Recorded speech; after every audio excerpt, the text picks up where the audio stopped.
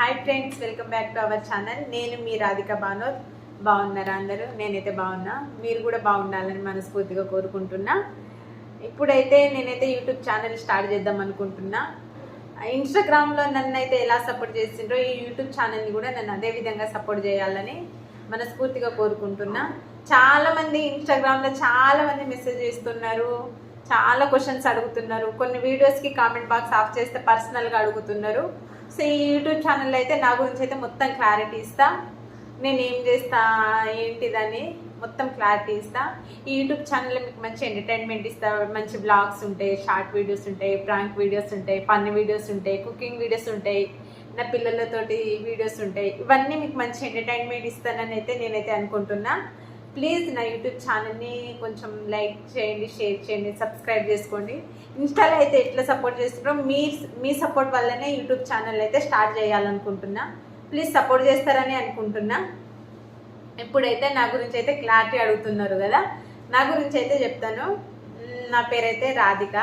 నన్ను ఏమైతే అందరికీ తెలుసు ఇక ఇన్స్టాగ్రామ్లో. అక్క మీకు మ్యారేజ్ అయిందా కాలేదా, మ్యారీడా అన్మ్యారీడా అని చాలామంది చాలా మెసేజ్ చేస్తున్నారు. నేనైతే కొన్ని రెగ్యులర్ వచ్చే కామెంట్స్ అయితే ఈ నోట్స్లో ప్రిపేర్ చేసి పెట్టుకున్నా. కొన్ని కామెంట్స్కి అయితే రిప్లై ఇస్తా. ఈ యూట్యూబ్ ఛానల్ అయితే నా గురించి అయితే మొత్తం క్లారిటీ అయితే ఇచ్చేస్తా. నాకు మ్యారేజ్ అయింది 2017లోనే మ్యారేజ్ అయింది.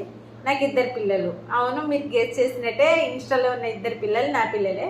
2017లో మ్యారేజ్ అయింది. మా బాబుకి వచ్చేసి 9 years, మా పాపకి వచ్చేసి 7 years.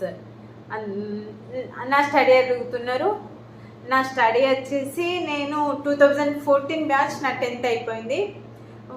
14 తర్వాత 15, 16, 17 3 years అయితే నేను డిప్లొమా చేసిన. 6th సెమ్లో అయితే డిస్కంటిన్యూ అయినా మ్యారేజ్ అయింది నాకు. ఇక అప్పుడైతే మా మమ్మీ వాళ్ళు మా అత్తమ్మ వాళ్ళు నువ్వుగా మ్యారేజ్ అయింది కాబట్టి పంపలేదు.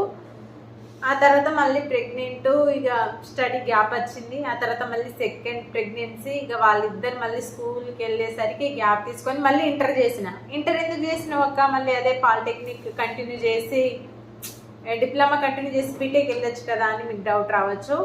నేను డిప్లొమానే కంటిన్యూ చేద్దాం అనుకున్నా, కానీ 6th సెమ్కి నేను స్కాలర్షిప్ అప్లై చేయలేదు కాబట్టి వాళ్ళకి రియంబర్స్మెంట్ పడలేదట.